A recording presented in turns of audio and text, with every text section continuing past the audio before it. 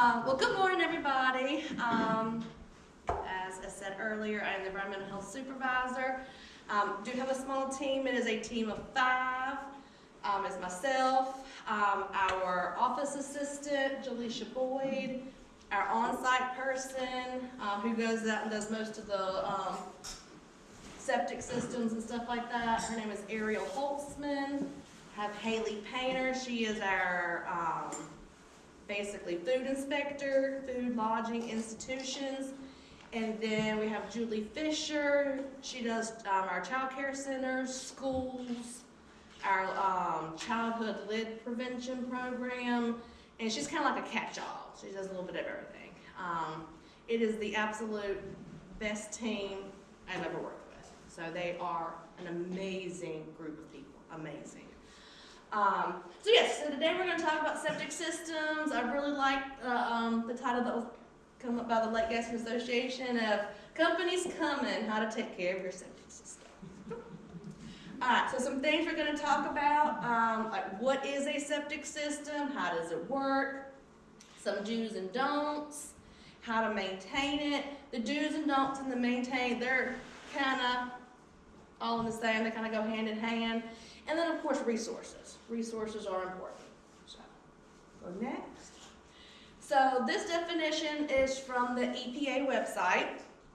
So septic systems are underground, so you don't see them, except for maybe a few components here and there. But an underground wastewater treatment structure that uses a combination of natural and technological processes to treat wastewater from households. I added in commercial establishments because we know out here on the lake we do not have sewer. So any commercial establishment is also on the septic. But it takes care of the plumbing that is produced by bathroom, showers, kitchen, laundry, and any other drain.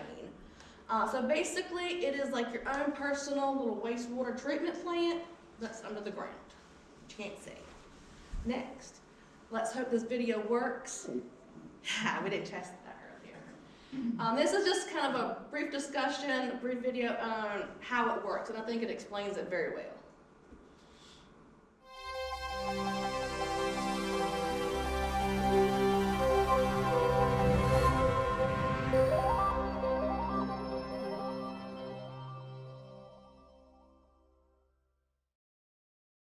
Septic systems are a common method of waste treatment that are implemented in millions of homes across the United States alone.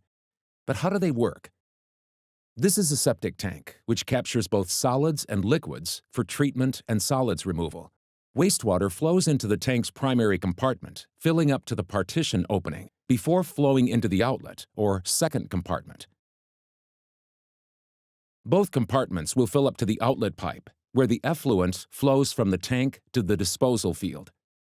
Incoming wastewater, or sewage, contains solids that settle at the bottom of the primary inlet compartment, with small amounts moving into the outlet compartment. Fats, oils, and greases will accumulate at the water's surface and is called scum. But, because of the baffle wall, these solids will be retained within the primary compartment. This prevents any solids from leaving the tank and flowing into the disposal field. You can see how the septic tank handles both solids and liquids.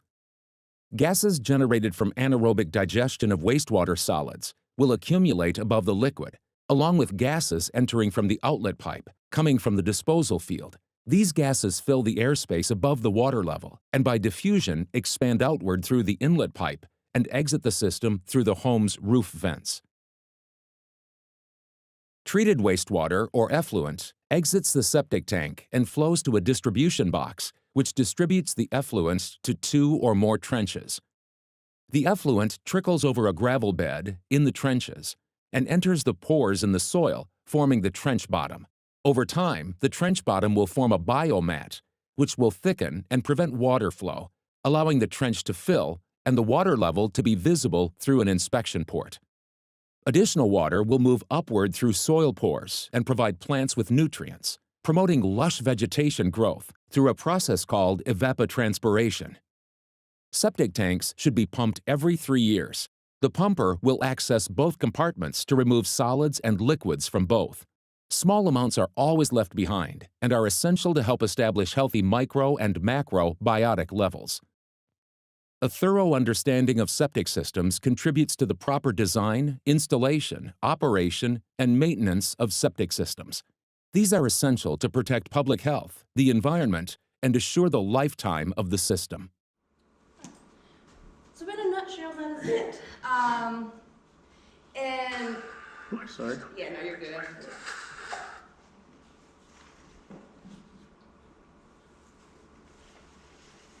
And so, yeah, so in the tank itself, you can see we have that baffle wall that keeps your the scum from going into your drain field. We also have filters on the exit side of the tank. And that is to keep, if by chance any solids do creep over, that filter will stop it from going out to the drain lines. The drain lines in this video versus ours, I mean, it's pretty close, but not exactly like that, but the idea is still the same.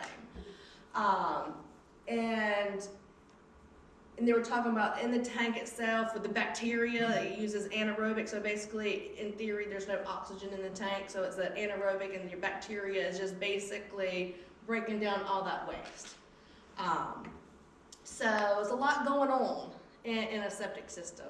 And in here, they're talking about like the water coming to the surface and evapotranspiration, and helps your plants grow and all that, which it does.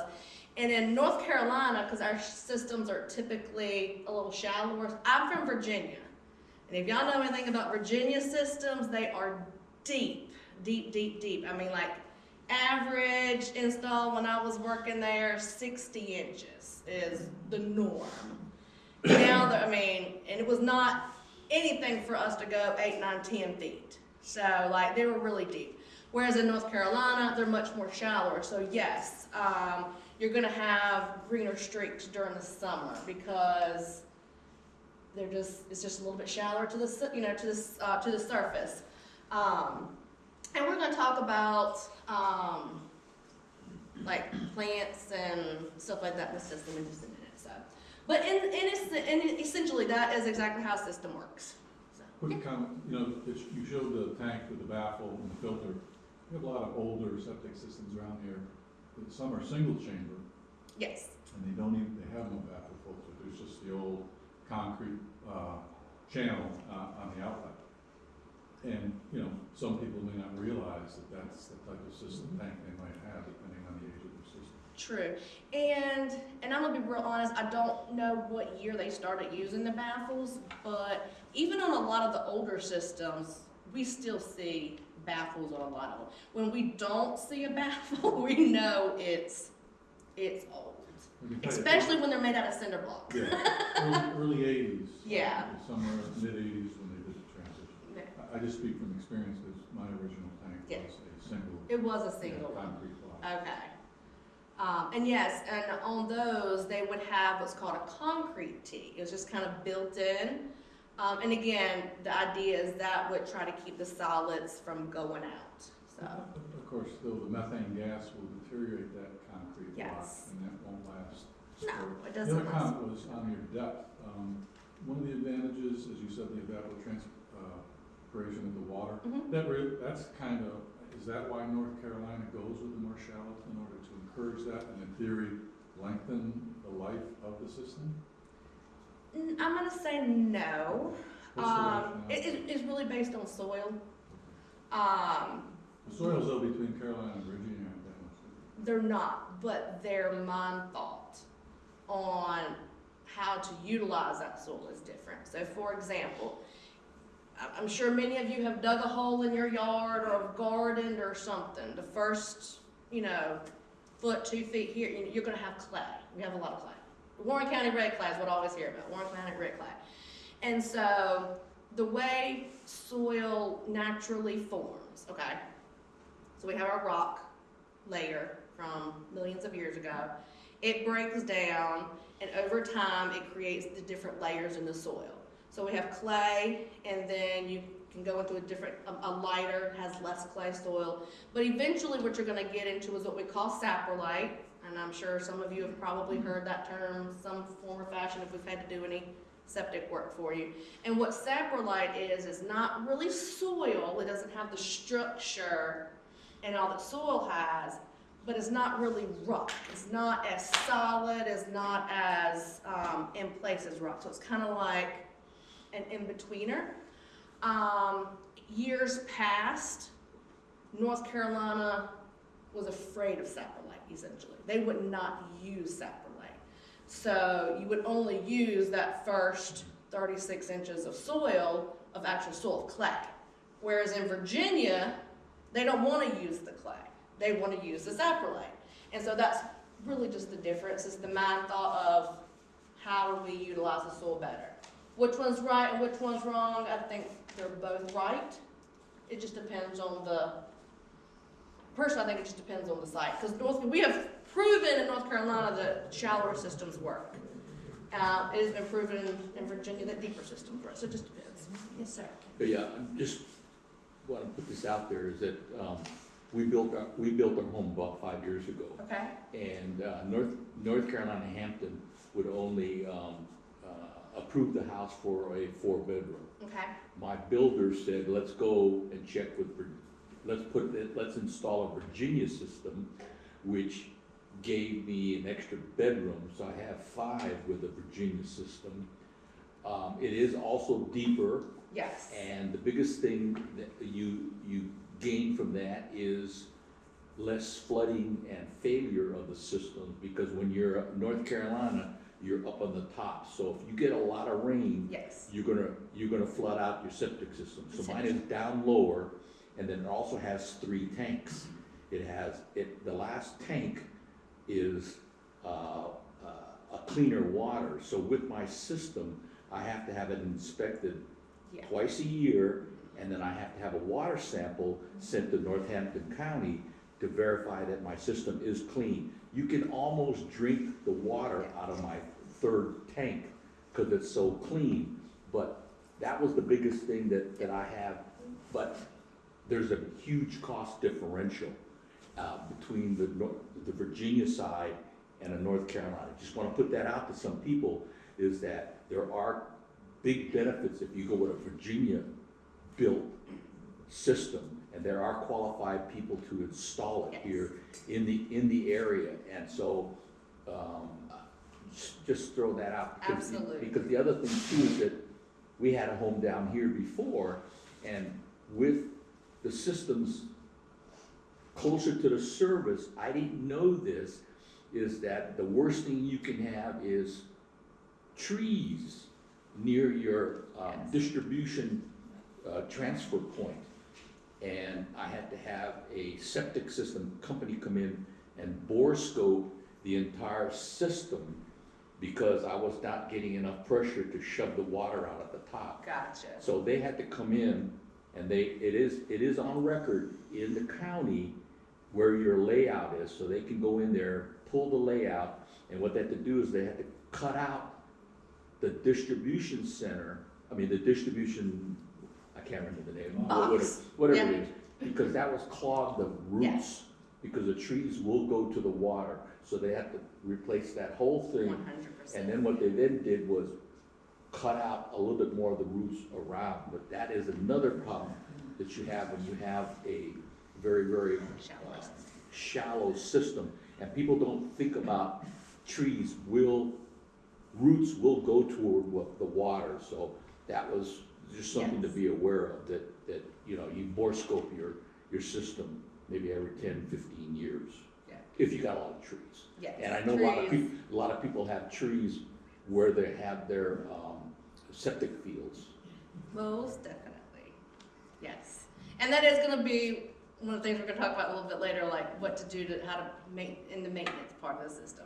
But you're right, trees, and we have had people fight us to save trees, which is great. Look, I love trees. Like, it kills me to think of how many trees get taken down for building us up, but it's necessary. But yes, people, my tree is staying. So, you haven't mentioned, and maybe you will, further in, the grinder system. That's not in the presentation. Okay. Yeah. I know, I've had, in Virginia, I had pumped it, just like I did here in North Carolina, but before I pumped it, it had to go through a grinder. Yes. And if you don't mind, hold that thought, and if Yeah. we can touch that towards the end if there's like specific questions on it, but you're right, that is another little add-on to systems that can factor into how to maintain it. I think we'll move to the next one. Okay, so this is the form, like, I'm gonna have to, I don't know that I can read it, I don't know that y'all can read it. So do's and don'ts of a septic system. This is a really good document. This comes from the state. I'd actually printed this off, make copies. I would say for everybody, I think I made like 30 copies. But I didn't end up going back by the office this morning. So this is a really good one, and I'm gonna send it to Tammy, and she's gonna be able to post it onto y'all's website. And this does talk about like do's and don'ts. Not having memorized this document, so some do's or, you know, do know where your system is. Do know when you've done maintenance to it. Can you read any of that from the screen? Unfortunately, I don't think I can. And then some of the don'ts, like don't, I don't know that you can. Yeah, I can't zoom Don't in. drive over it, don't plant trees on it, don't don't use your septic system as a disposal system. Don't dump everything down the toilet or the sinks, and, you know, watch what you flush. But when you get this, it's really good. I really do like this one. And it's actually a front and back. This is just one side of it. And I'll make sure Tammy gets that one. And I'm sorry that y'all can't read that. Maybe I should have put it bigger. If you go to the next slide, so this is gonna go into like how do I maintain my system. These points came off of the North Carolina Department of Health and Human Services, which are like who we're under. It came from their website. To me, that other form is better, but what we're gonna go through now, is, like I said, it comes from their website on how to maintain the system. Some of them I like better than others, and we'll talk about it, but I think all of it, regardless, are good talking points to bring up. So let's go to the first one. So perform regular inspections. According to the state of North Carolina, have your septic system inspected every 3 years by a qualified professional. Check with your local health department for guidance. And you can see I added my own little thoughts in here. So as Mr. Mushroom was saying, like pump systems. So when you have a pump system, you're gonna have a control panel. You're gonna see that. Most people don't like seeing it, but you need to.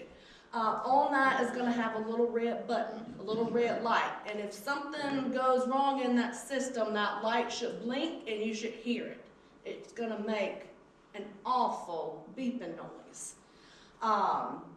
So when it says like perform regular inspections, that doesn't necessarily mean you have to, I mean, it says from a qualified professional, but I would say more importantly, if you have a pump system, definitely make sure that's being maintained properly. You know, your control panel is right, nothing is chewed through any wires, or anything like that. And make sure that that alarm button works. Because sometimes, especially on your older panels, the sound will go off, like, not go off, like the sound will not work, but your light will, or vice versa. Your light will not work, but your sound will. And so, and now, prime example, and I'm not going to say where it was, but we were in the area just a week or so ago, and I heard something, and wherever we were, I'm not going to say where it's at, but it's a public place, we'll put it that way. And I kept hearing something, and y'all, if y'all know me, I probably couldn't hear you talking to me, but I heard this noise. And come to find out it was the alarm for the septic system. So when we drove around, but there was no light blinking. So you don't see it, but you could hear that something's not right. So definitely make sure those are working properly. All right, next one. This is the big one. If you don't take anything away, this is the big one, pumping your tank. Pumping your tank every 3 to 5 years, that's kind of the recommendation, just kind of general all over. This prevents any buildup and keeps it working. So again, my notes. This is going to be it. This is going to be what's going to keep your system working probably more than anything. It says, while that number is a recommendation, consider the use of system. We all know that there are Airbnb houses on the lake, that houses that are being rented. We know there are houses being rented for 20 people when on 3-bedroom system. That's only supposed to accommodate. We know this happens. And please let's not get into that conversation. But we know that happens. So the point is, like, if you are one that maybe rents your house, or you just host a lot of family get-togethers, or you use that system more than an average person, you might want to have it pumped out a little more often, maybe on that 3-year round, the little sooner. But if your house is only come up every other weekend, we don't do a whole lot with it, you could probably go a little longer, maybe closer to that 5-year mark. So just kind of keep in mind that, like I said, the 3 to 5 years, it is a recommendation, but it's also kind of based on the usage of the system. Here is a very important note, but at no point whatsoever should you have to pump your tank in order to make it work properly. If you have to pump your tank monthly, twice a year, whatever, just in order to make it function on a daily basis, you've got problems. So pumping your tank out is a must, but you should not have to be doing this monthly, every other month, or on a very constant basis. All right, next. All right, so dispose responsibly. Do not pour harsh products down the drain. No oils, cooking greases, chemicals, paint, medication. This all can clog up your system. Flushable wipes, the worst. They might be flushable, but they do not degrade. Even if they say they do, they don't. Most pumpers will tell you that. And then a little side note, garbage disposals in the sinks. Everybody loves them, but they are probably one of the worst things for a septic system because it grinds. So this is kind of going back to your grinder part, and maybe we can incorporate all of it together. With the garbage disposals, they grind the food and stuff up so much that it doesn't settle out, so it ends up kind of floating. And in theory, even though we have that baffle wall, it can go out to the system and cause the system to prematurely mess up. Going on your thing, so there is some circumstances where we would have a grinder pump, where like maybe you have a basement, you have fixtures in the basement, and but your tank is not at that lower elevation, it might be up. Like there's different scenarios where we might have to put in a pump first to go up to like a septic tank and then out to the drain field. And we have measures in place for that now. But again, when you're looking at things being ground up, going into your tanks and into your system, it's just more of a chance that it can go out into the system. And so that's why we do not recommend garbage disposals. I mean, people use them.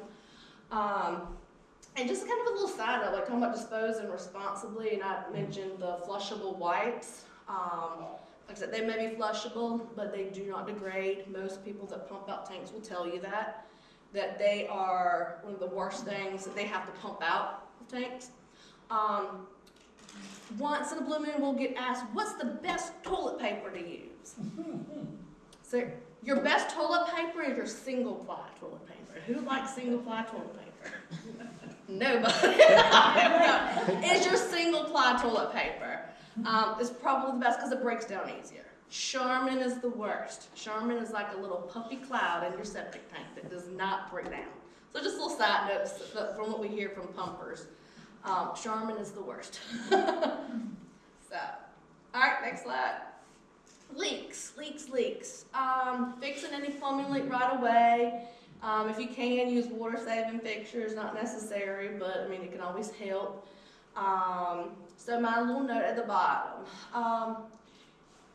Even if you think, oh, well, that's just a small leak, go ahead and fix it, because even a small leak, over time, even for a brand new system, it can flood it out. And so I would almost recommend it, like I said, maybe even periodically check for leaks. So different ways you can do that. I mean, for your sink, you can pretty much see it. But for your toilet, what you could do is, I know, like, we use the toilet bowl cleaner that goes in the back and makes the water, it changes the color because it cleans it. Get it to where there's nothing in there, and you can, like, at night, like after everybody, like, using the bathroom, put some food coloring in the back of your tank. Don't flush it, don't do anything with it, and hopefully nobody uses the bathroom in the middle of the night. And then in the morning, if you see that water having changed color, you know there's even like a small leak, even if you can't see it. And so little stuff like that, over time can mess up a system, and we've seen it. And a lot of times we can tell because when the system is failing, the water will be clear. I mean, it looks like clean water. So a lot of times we can tell, especially if you're on county water, you know, if you see a rise in your your water bill, but you know, you haven't had big guests or anything like that. If you can see an increase in your water bill over time, or like a jump, then you kind of know you have a leak. So leaks are very big. Next. Okay, big one, protect your drain field. So this kind of goes back to know where it's at. Don't park over it. Keep drainage away, and of course this includes like don't build anything over it, no porches, decks, pools, accessory buildings. Gutter drains, make sure your gutter drains are going away from your septic because again that's extra water that can flood out your system and can make it fail. So just do what you can, be the hero, like protect your system. I know that sounds crazy, but if you know where it's at, just do what you can to protect it. All right, so this is one of the things about additives and stuff. Follow manufacturer's guidelines. Okay, so you can see my note. I don't like this one. Okay, so it says, when using septic tank cleaners and additives, always follow the manufacturer's directions. All right, so manufacturer's directions, that's going to be with anything. Like whatever you do, always follow the manufacturer's directions because they're there for a purpose to keep you safe. But I don't like this one. And the reason is, unless somebody's trying to sell you a product, there's really no reason why you need to add additives to your septic.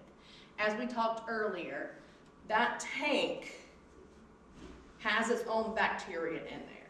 It is its own natural working system.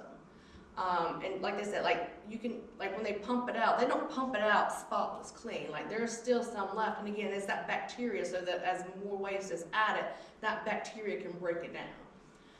So most people in the field will tell you, don't do it, and there's no need. You're like basically flushing money down the drain. However, if you feel so inclined to do it, just follow the manufacturer's instructions. But I would not recommend it. Would not recommend it. All right, next. Okay, so vegetation. Keep plants and vegetation, see, near the system, their roots must not block drain pipes. Okay, here's my thing. Just be mindful of what you're planting around your system. You do not want to plant trees around your system. You do not want to plant maples around your system. Maples love water. Where are they going to go? They're going to go directly to your system.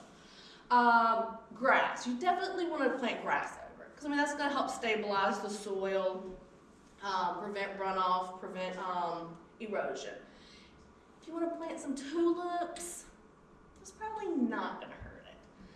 You want to plant an azalea bush?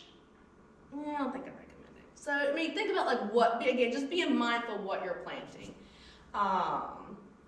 And then also what I always think about is because it almost breaks my heart sometimes. Like when we go to places, to people's homes, and their system's not working properly, and you go in, especially around the lake, and these beautiful yards, flowers, walkways, and they're magnificent. They really are. And then we have to tear it all up to fix the system. And so that's something else to think about too. Like, if I have to fix this, do I want whatever I'm putting there to have to be torn up? You know, do I want to tear up my nice patio? You know, do I want to tear up the basketball goal area? But the biggest thing, like, I said, don't plant the trees. We actually recommend like at least a 10-foot buffer around your septic for any kind of trees. So just, it's a being mindful thing, being cautious. Next. And then use eco-friendly products. You know, basically just don't put a whole lot of stuff down your drain that's going to kill your bacteria. So use biodegradable soaps and detergents, which most of them now are. So that's not probably too big of a deal. Next, and then this one is kind of a weird one to me that came from the state. It says take winter precautions, prevent system freezing during cold weather by inspecting and insulating vulnerable parts. This includes inspection point, pipe, and soil treatment area. And to be honest, I have never known this to be an issue. The only thing I can think of that this might be an issue is if you have some kind of a pump system and you might have some piping that kind of comes up a little bit out of the ground, but that's going to be protected anyway. I don't know. But just, the whole point of all this is just protect our system. But I don't have any good examples for this one. Like I said, this came from the state, so this one this is not my favorite one. But again, never known this one to be an issue. They might know something I don't know. And maybe it kind of goes back to like the system that you have where it's a pre-treatment, so you have more components involved in the system. Maybe that can make a difference too. I used to work at the park in Maryland, and it has to do a lot with the climate. So it's a lot colder up there than it is here, and we had a major pumping system. Okay. And if they left any covers off and they're working on them, they would freeze up. So it has to do with where you live. And that might have a lot to do with it as well, yeah. It's the depth of the frost. Yes. The frost line. So it's like here, not too much, but again, like if you have some other kind of components that are involved in the system, and you know, now that we're talking about this, you know, I have to think too, and I always forget this, is that when the state puts out things, they put it out for the whole state, not just Warren County.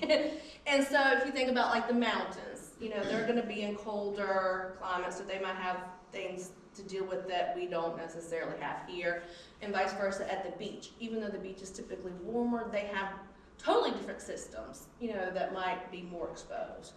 But as far as here, I've never known this one to be an issue. So. All right, next. And these are our resources, just different ones that you all can use. There's a lot of really good stuff on the internet. I know on the internet you can get a lot of conflicting information. EPA is a good resource.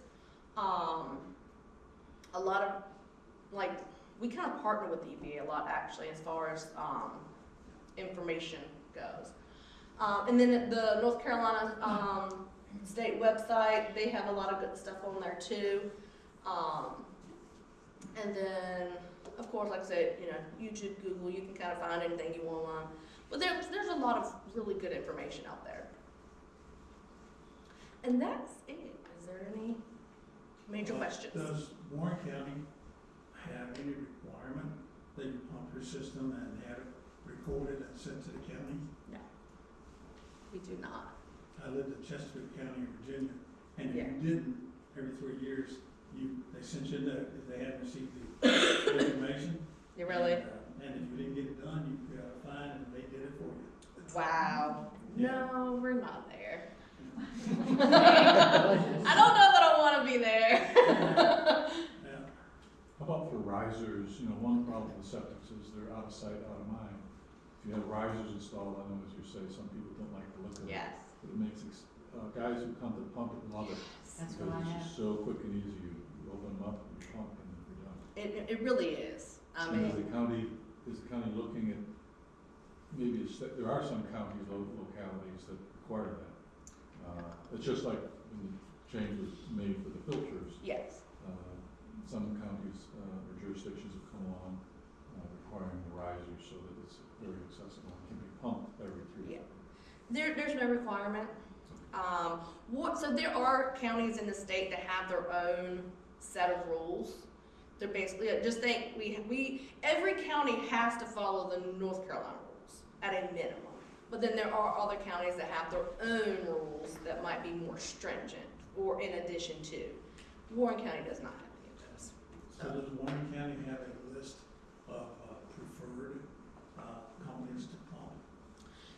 We can provide you a list of pumpers we have seen in the county, but of course we cannot recommend anybody. But we do have a list of contractors, like septic contractors. We don't have a list of pumpers yet.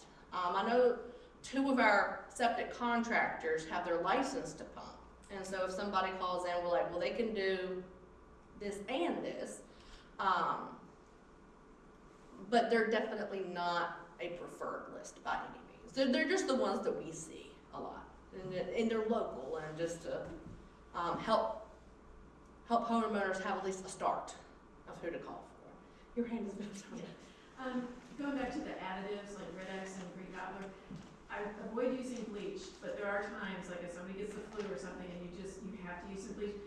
Can using an additive then help bring that back up, or is it not even necessary? Unless, and this is Catherine talking. Please kind of keep that differentiation. I would say unless you're pouring, unless you're taking all your mop water with the chemicals and pouring it all down the drain, or, just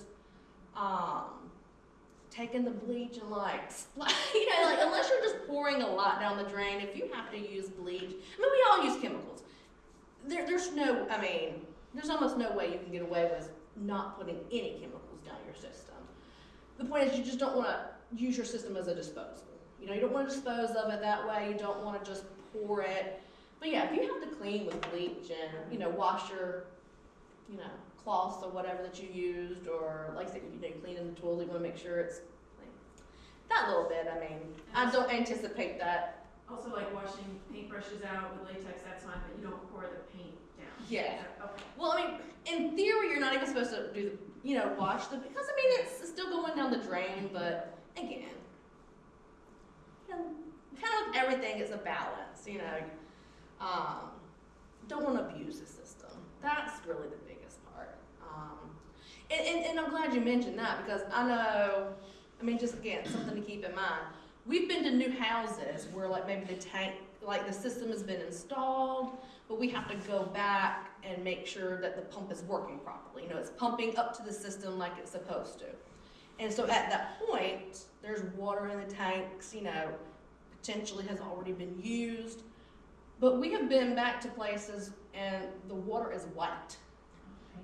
From where the painters have, been just cleaning everything off in the sinks, or I don't know what, they might be dumping something. I don't know, but we've been back to and the water is white, milky, to where you can obviously tell this is not normal waste. There's paint or something in here, because they're painting, or, sheet rock, stuff like that. So it's just, if you have to, that's one thing, but just don't dispose of it. What would be the best way of washing paintbrushes? I do it outside. Pour it in the Wash it out grass. in the yard. We find a place in like a lot of rocky areas where. Until somebody complains about that. Find a spot. Just not near the lake, obviously. Not near the lake. Wash it in That's the where yard. the You paint can't- on the Out on the lawn. Yeah. It's like- I mean, I just think if it's You can't. oil based, I just throw them away. There's no perfect world to do it all. No, for them. Wait, we have a question. Yeah, any comments on use of irrigation systems with septic? So that I think is actually in the form, the do's and don'ts. Ideally, that would be a no. And because you're adding extra water to, where your system is. Now, on that flip side, again, kind of going back towards that, know where your system is, know where your components are. If you need to irrigate elsewhere, I don't say that that's the problem, but you don't want to irrigate, for multiple reasons. You don't want to irrigate directly over your drain field, because if it's running all night, you're watering your drain field, you're adding extra water. But then 2, what's going to happen when the irrigation installers come? They're going to bring in their little plow and they're gonna, you know, put it, what the lines are, at least a couple inches in the ground. They might be a little bit more, I'm not sure, but you know, if you have a really shallow system, they could plow right through your drain field. So the biggest thing is know where it's at and protect it. That's the biggest. I've got a, 1, 2, 3. There you go. I've got a separate tank with a lift pump. Uh-huh. What is the average lifespan of a lift pump? The pump itself, I don't have a number, but I mean it should last you, I would say, many years. I mean, I would say basically the same amount that a well pump would work. I mean, you could get a good 10 years out of it, maybe. Like I don't have a specific number, unfortunately. Okay, in that separate tank, is there a need to have that pumped on a regular basis, similar to the actual tank itself, septic tank? In theory, no, because the only thing that should be in there is liquid, and so there should not be any solids. What you're really pumping out of the septic tank are the solids, because you don't want those solids to keep filling up and then you don't have any room for the liquid to go. Solids and floaters. What's that? Solids and floaters. Yeah, so it's like, in theory, no. It's like I said, in theory, there should be no solids on that side. And then with those pump stations, I mean, they're designed to hold a certain amount of water because you do want your pump to maintain submerged. You don't, it should never pump it all the way down to where your pump is out of the water. So it's gonna always maintain a certain amount. But those pump systems are designed to, I'm gonna kick on, because that's what happens. They have floats in them. When the water fills up, it flips that float up, and then it's like, okay, I'm gonna kick the pump on, pumps up, and then as it comes back down, it flips the off pump. So, the off float. And so, in theory, that level should be maintained kind of constant. Unless it's being flooded out, which of course is gonna have more liquid to it. But that one should never be completely empty.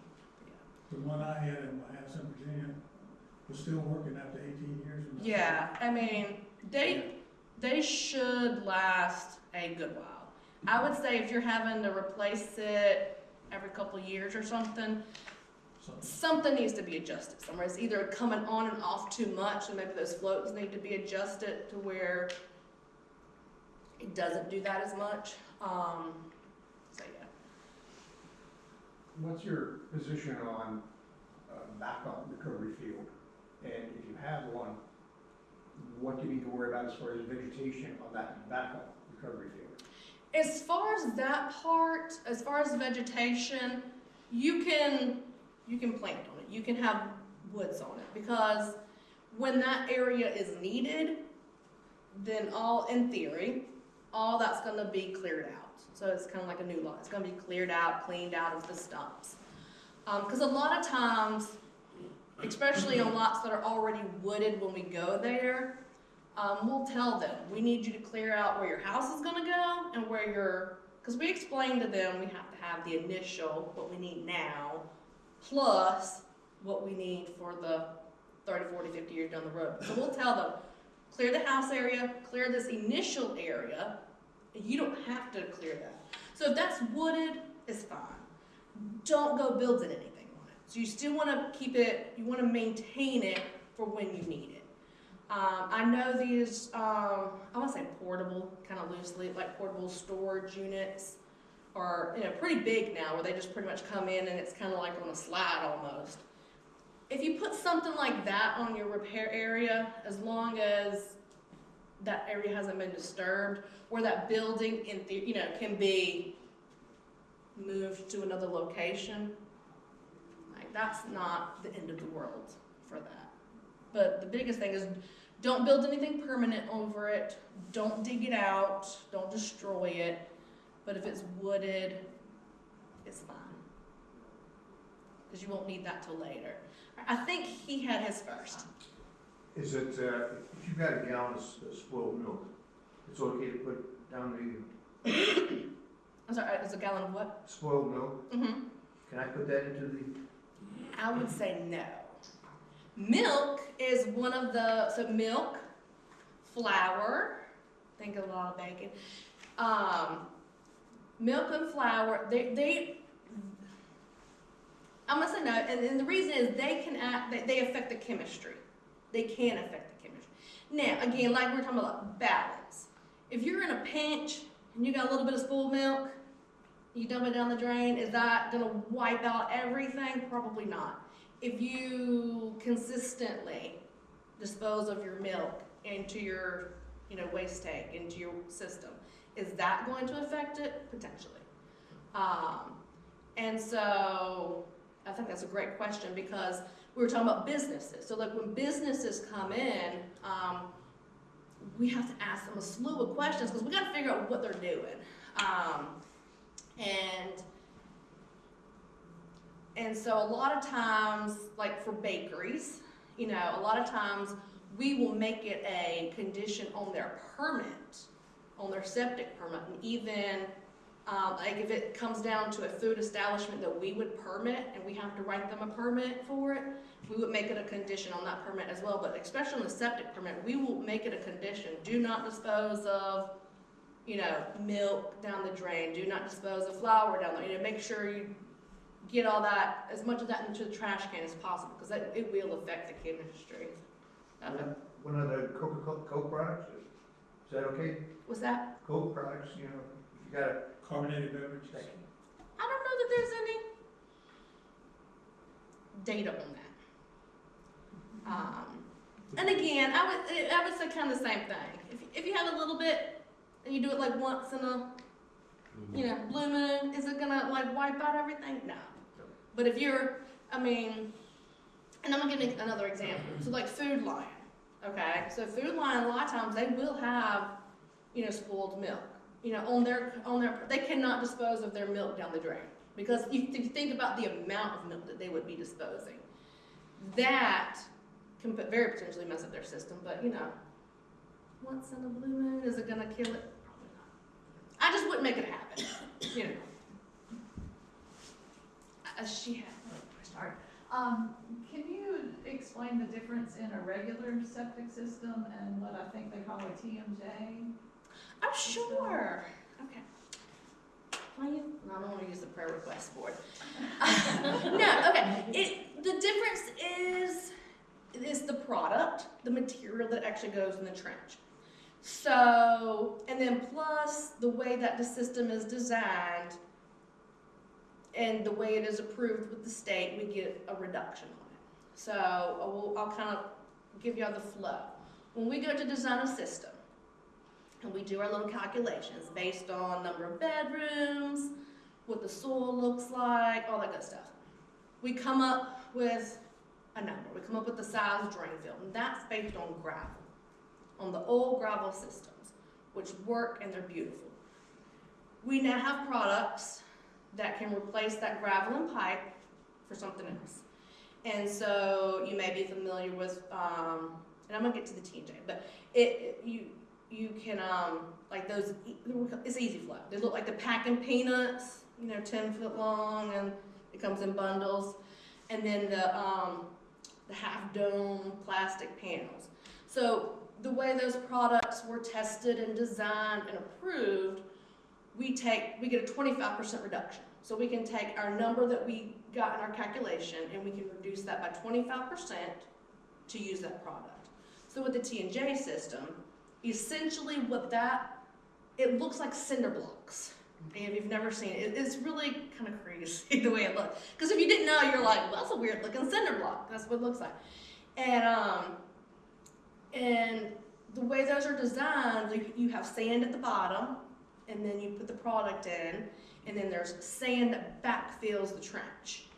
And so, and inside those, I'm gonna call them cinder blocks. They're not cinder blocks, but inside that product, they now have, the contractors used to have to like pour sand into them. They like fill them up with sand. Now they have their own little special product. It's like a little package of stuff that's already built into it.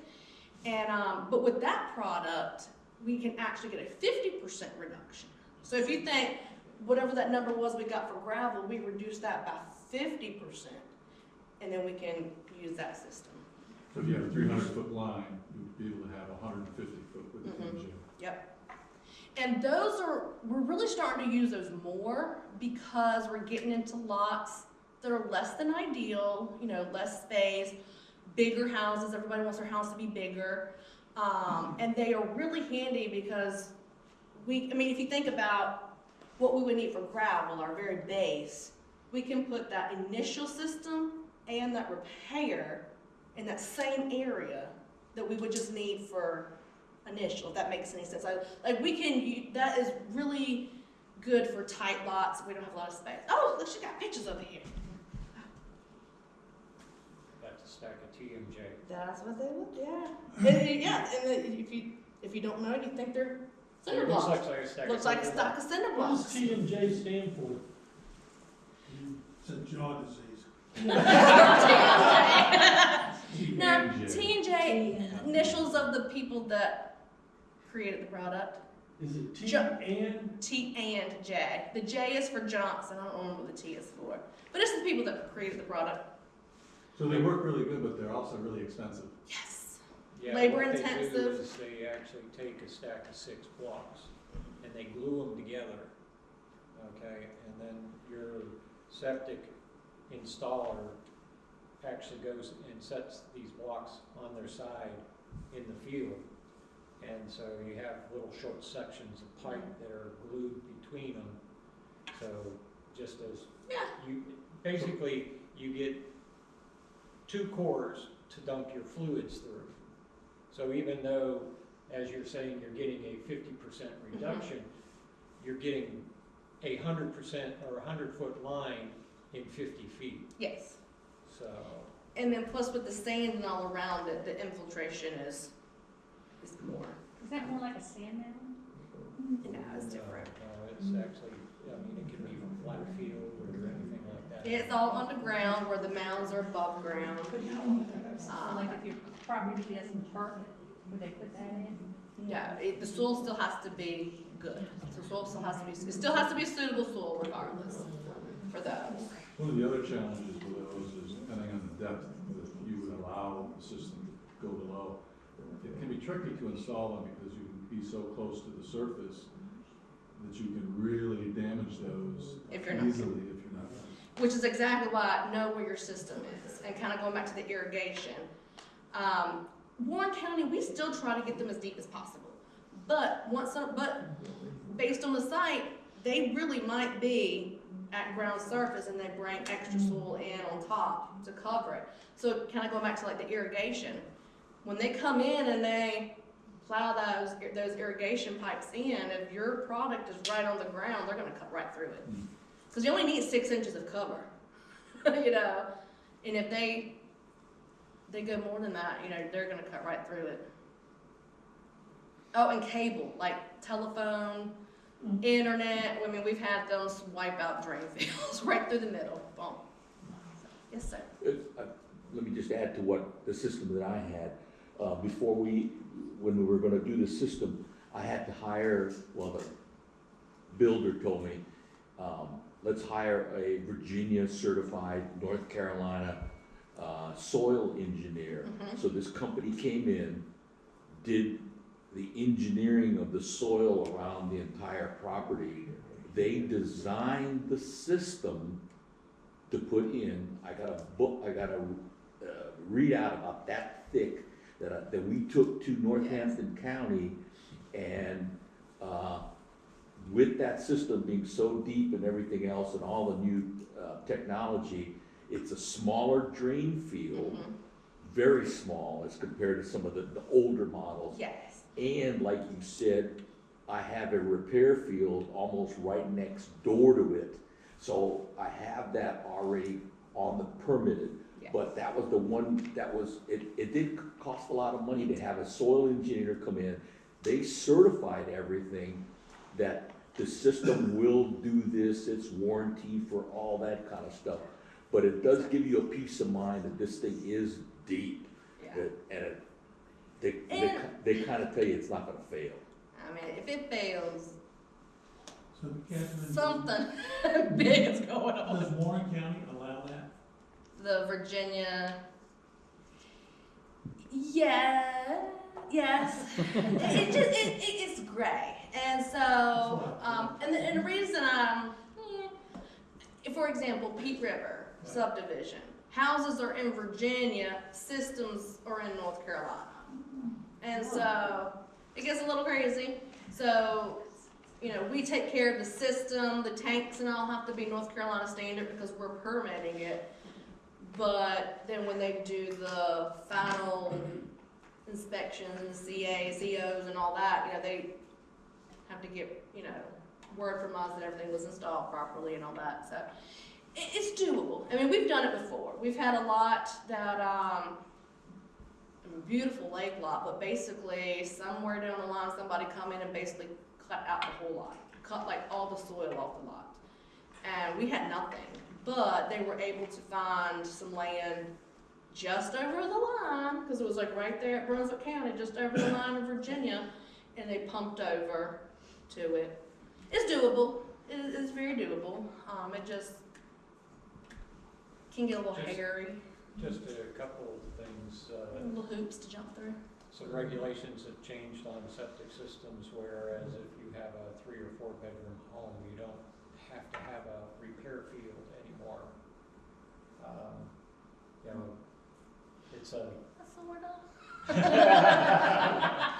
Not a Board of Cat. Depends on the days of the moon, I joke, but yeah, no, and really what that is based, I'm joking about it, but it's really based off of the age of the lot itself, like when it was originally platted and deeded.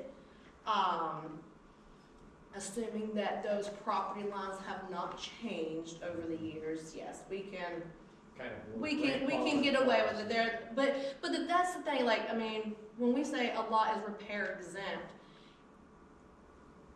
if we have space, even if it's space for one line of repair, we still have to designate that area for repair. So we still, if we have room for repair, we're still gonna get as much as we possibly can, even though it's not by rules technically needed. But that's how the rule is written. Like, you can, if you don't have the space for it, or if it's gonna prohibit a property from being permitted, we don't have to have it. But if we have space, like I said, even if it's 150-foot line, we still have to designate 150-foot line for repair. And then you have to maintain that space for 50, like however much time it needs to use that repair. Catherine, I hope you can stay a little longer. I'm good, but I feel like I'm holding y'all up. Answer some questions for folks afterwards, but we're gonna move on. Okay. And as a small token of our appreciation for you coming and spending time with us, Thank you so we much. award you with this lovely Lake Gaston coffee mug and coffee. And thank you.